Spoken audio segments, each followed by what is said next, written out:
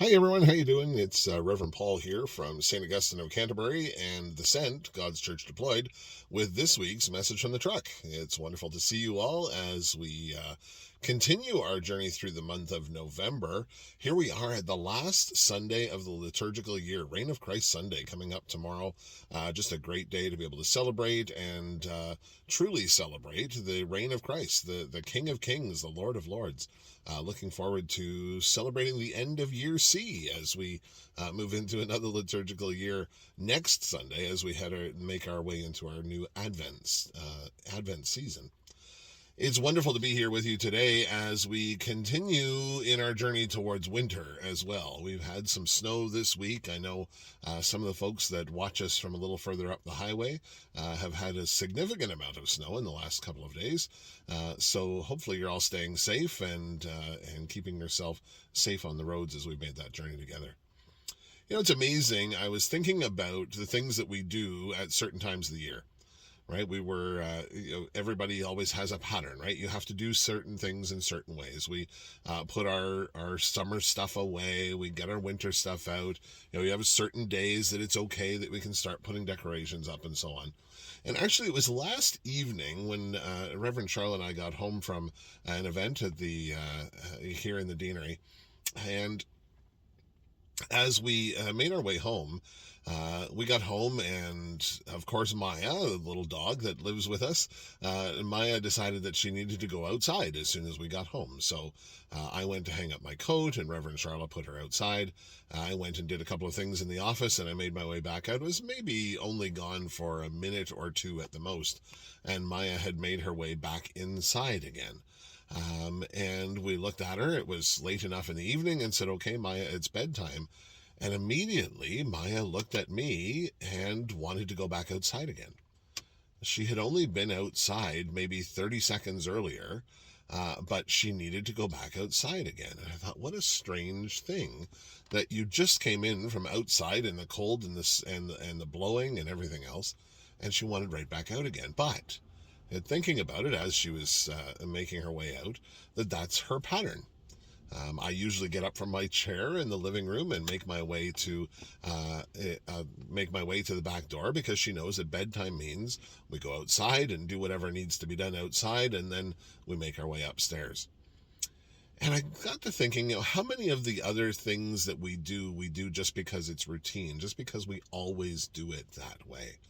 And I think especially as we head into a new season of the church year, as we make our way into Advent, how many things of those things that we've always done a certain way, we do just because we've always done it that way? Whether it's decorating for the Christmas season, whether it's, we always have this particular event on the first Sunday of Advent and this particular event always on the second Sunday of Advent. And I don't know that there's anything wrong with patterns and traditions and maintaining those consistencies, but I also don't think there's anything wrong with trying something new from time to time. So, as I was sort of reflecting on that and reflecting on Maya's need to go right back outside after only having been in for maybe 30 seconds, I got thinking about those patterns that we do in the church, right?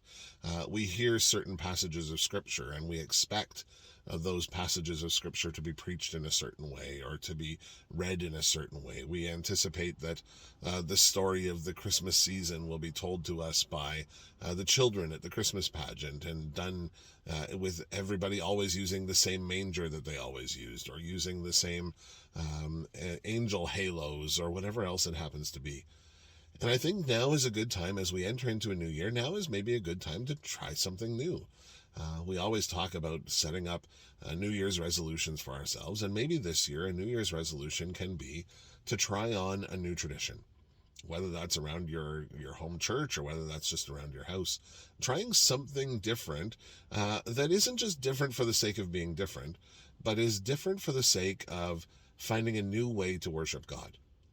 Maybe it's just a matter of a different time of prayer in your household, whether it's saying the lighting of the Advent wreath in the evenings, or maybe it's deciding that you're going to engage in the daily office instead of just the weekly worship service. Whatever it happens to be, pick up something new, pick up a new tradition, pick up a new thing to try, and maybe drop off something that has always been done this way and see if it can be done in a different way.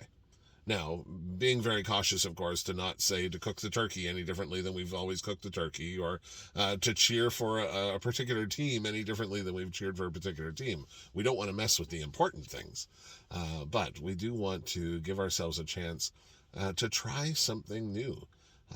Jesus constantly talks about, scriptures constantly talk about, I will make all things new. So why don't we let him? Why don't we let Jesus make all things new? Why don't we let God introduce new things into our lives? Just a great opportunity to do so as we wrap up a liturgical year and prepare ourselves for that New Year's celebration next Sunday when we gather for our first Sunday of Advent. So just something to think about over the course of the week, and hopefully something will come to mind where you can try on a new tradition for a while and maybe try and see what different can happen and what that difference can make in your journey with God. Just a couple of quick announcements, of course, as we wrap up our thoughts here today. First of all, this coming Saturday the 26th of November, a week from today, we'll be having our dinner and a movie night. So hopefully you're able to join us for that. If you're in the area, join us as we offer a free dinner and a free opportunity to watch a movie together as a community. My only advice to you would be bring a pillow or a cushion of some sort to be able to sit on, as the chairs aren't particularly comfortable after a little while. If you've got a lawn chair that you'd like to bring because you think that might be more comfortable, hey, bring that along. Why not try something different? We don't have to use church chairs. We can try something else. But that's coming up this coming Saturday, and that'll be at 5 o'clock at St. Augustine of Canterbury, down on Wyandotte Street, where our studio is, where our studio chapel space is.